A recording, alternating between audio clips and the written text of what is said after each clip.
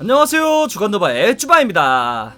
필라델피아 세븐티식서스의 벤 시몬스가 지난주 LA에서 조슈아 해리스 공동 구단주와 데릴 모리 사장, 엘튼 브랜드 단장과 닥 리버스 감독을 만나 대화를 나눴는데요. 필라델피아 인콰이어러에 따르면 이 시몬스가 트레이닝 캠프에 참여하지 않을 예정이며 공식적으로 트레이드를 요청했다고 합니다. 시몬스는 이미 작년 12월 제임스 하든 영입 과정에서 거래 대상으로 올랐었지만 하든이 브루클린으로 향하며 잔류가 확정되었었고, 이에 시몬스는 굉장히 기뻐했고 팀이 우승할 수 있다는 인터뷰도 했었는데요. 결국 플레이오프에서 자유투 성공률 34.2%라는 대기록을 남기며 팀을 떠나게 되었네요. 필라델피아 구단은 시몬스가 2021-22 시즌 시작 전에는 트레이드 되길 원한다는 걸 알고 있었으며, 현재 시몬스는 캘리포니아 주에 위치한 3개의 팀으로 이적하고 싶다고 했지만 계속 시몬스 영입에 적극적인 미네소타 팀볼브스에서 절친인 카렌서니 타운스, 디안젤로 러셀과 함께 뛰는 것도 충분히 환영한다고 합니다. 필라델피아는 여전히 데미안 릴라드를 원하고 있지만 이미 릴라드가 포틀랜드 잔류를 선언한 만큼 현재 시몬스의 유력한 행선지로 뽑히는 세크라멘토 킹스나 미네소타, 골든스테이트 워리어스가 어떤 행보를 보일지 지켜봐야겠습니다. 일단 현재 상황은 이런데요. 제가 이전에 필라델피아가 플레이오프 2라운드 5차전 26점이나 앞서고 있던 경기를 뒤집힌 최악의 경기력과 함께 시몬스의 자유투 부분을 언급하며 이 독설을 퍼부었던 적이 있었죠. 알렌 아이버슨 시대부터 필라델피아 구단의 오랜 팬이었고 조엘 엠비드와 벤 시몬스 듀오를 굉장히 좋아했던 입장으로 이 시몬스가 욕먹는 이유를 포함해서 제 생각을 좀 얘기해보도록 하겠습니다. 먼저 벤 시몬스가 그토록 비난을 받는 이유를 요약해보겠습니다. 시간을 작년 오프시즌으로 돌려보면 필라델피아는 닥 리버스 감독을 사령탑에 앉혔고 픽앤롤 전술에 일가견이 있는 감독에 본인 역시 포인트 가드 선수 출신이라 과연 시몬스를 어떻게 활용할지에 궁금증이 생겼는데요. 리버스 감독은 브렛 브라운 전 감독이 했던 실수를 반복하지 않았습니다. 벤 시몬스의 장단점을 찾아보자면 수비는 두말할 것 없고, 오픈 코트에서의 공격은 리그 최고 수준이지만 반대로 하프 코트 오펜스가 펼쳐지고 상대가 메인 볼 핸들러인 시몬스의 외곽을 버리는 수비를 하면 말 그대로 할 수 있는 게 없어집니다. 리버스 감독은 여기에서 시몬스의 장점만 살리는 선택을 했는데요. 바로 속공 시에는 시몬스의 강점을 그대로 살려두고 지공 시에는 시몬스를 메인볼 핸들러로 세우지 않고 아예 골밑 근처에 두거나 스크리너로 활용하는 방법을 선택했습니다.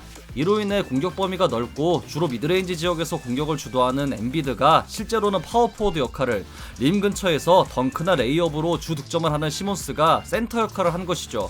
많은 오해가 있는 부분이 시몬스가 메인 볼 핸들러임에도 슛을 안 던진다인데, 이번 시즌 시몬스는 속공 상황 제외 메인 볼 핸들러로 나서지 않았고 이 역할은 토바이어스 해리스가 전담하며 문제를 해결했습니다. 정리하면 시몬스는 더 이상 팀 공격의 1옵션은커녕 2옵션도 아닌 셈이 된 것이죠. 이전에도 언급했듯 시몬스가 점퍼를 장착하는 것보다 남북 통일이 빠를 거라고 했는데요. 팀에 해가 되는 옵션은 과감히 제거하고 그걸 장점으로 만드는 게 리버스 감독과 브라운 전 감독의 차이였고, 시몬스가 굳이 슛을 시도하지 않아도, 정확히 말하자면 시몬스가 슛을 시도해야 하는 상황을 만들지 않으며 팀을 동부 1위로 이끌었기 때문에 저는 시몬스가 슛이 없다는 이유로 팀이 패배한다는 공식은 이번 정규 시즌을 기점으로 사라졌다고 봅니다. 문제는 자유투인데요. 잠시 플레이오프 당시 당했던 해거 시몬스 작전을 돌이켜보자면 이 작전은 상대보다 득실 마진에서 우위를 점하기 위한 것이지만 필라델피아는 아무리 자유투를 놓치더라도 상대 공격을 막아내기에 충분한 리그 최고의 수비팀입니다. 이렇게 되면 득실 마진에서 우위를 점할 수 없기에 사실 필라델피아를 상대로 해거 작전을 쓰는 건 굉장히 위험하죠. 물론 2020-21 시즌 자유투 성공률 61.3%를 기록하던 선수가 갑자기 33.3%를 기록하면서 멘탈도 부서지면 말이 달라지죠. 여기에 올해의 수비수를 노리며 상대 에이스를 완벽하게 막아내던 선수가 부서진 멘탈과 함께 수비에서도 집중력을 잃게 되면 이 선수는 코트에 설 수 없게 됩니다. 네, 결국 시몬스가 자유투만 반타작을 해줬어도 애틀랜타는 해거 시몬스 작전을 쓰지 못했을 거고, 그렇게 되면 멘탈도 흔들리지 않아서 트레이형 봉쇄를 끝까지 해낼 수 있었을 것이며 현 시점까지 가치가 폭락하지도 않았겠습니다. 더 골치 아픈 건 시몬스가 5년 1억 7천만 달러 계약을 맺은 선수라는 거네요.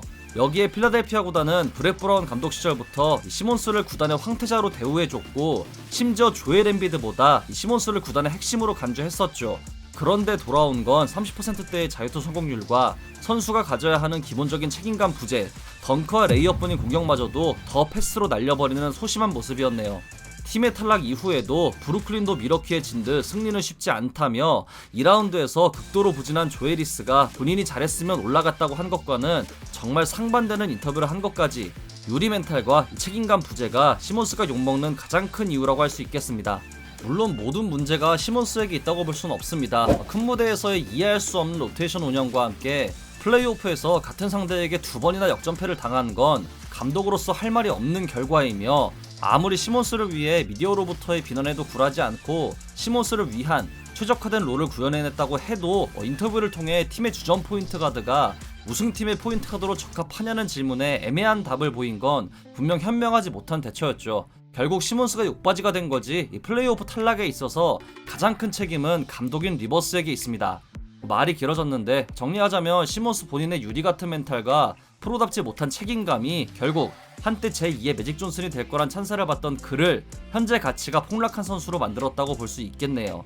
애증의 대상이었지만 이별이 확실해진 만큼 어느 팀에 가더라도 멘탈 부분만큼은 확실히 부여잡고 훈련에 매진해서 좋은 커리어를 이어나가길 바랍니다. 재밌게 보셨다면 구독, 좋아요, 알림 설정도 잊지 마시고요. 다른 영상도 감상하시는 걸 강추합니다. 저는 더 좋은 영상으로 찾아뵙도록 하겠습니다. 지금까지 쭈바였습니다. 감사합니다.